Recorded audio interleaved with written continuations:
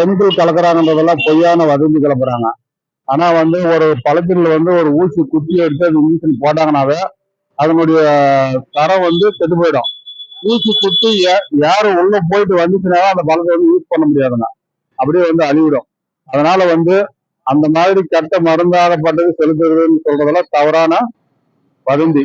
அதனால மருந்து அடிக்கிறாங்கன்னு சொன்னா காய் மேல ஸ்ப்ரே பண்றது மட்டும்தான் அதுக்கு தகுந்தது, நல்லா ஹெல்த்தியான மருந்து இதா இருக்கும்.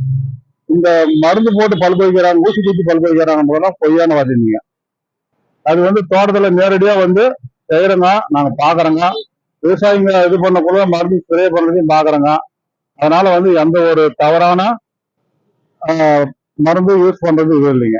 என் பேர் வேலாயுதம். நாங்க பாத்தீங்கன்னா கடந்த ஒரு 30 வருஷம் அந்த வியாபாரம் பண்ணிருக்கிறோம். பல வியாபாரத்துல பாத்தீங்கன்னா எந்த ஒரு கெமிக்கலும் யூஸ் பண்ண முடியாது.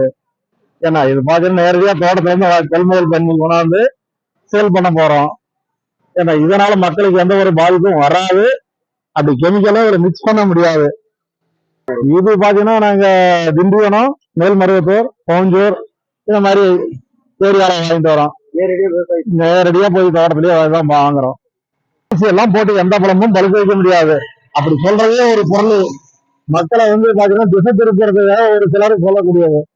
ஏன்னா எந்த ஒரு பழத்தையும் பாத்தீங்கன்னா ஊசி போட்டு வச்சு ஒரு 4 நாள் 5 நாள் வச்சு விற்க முடியாது.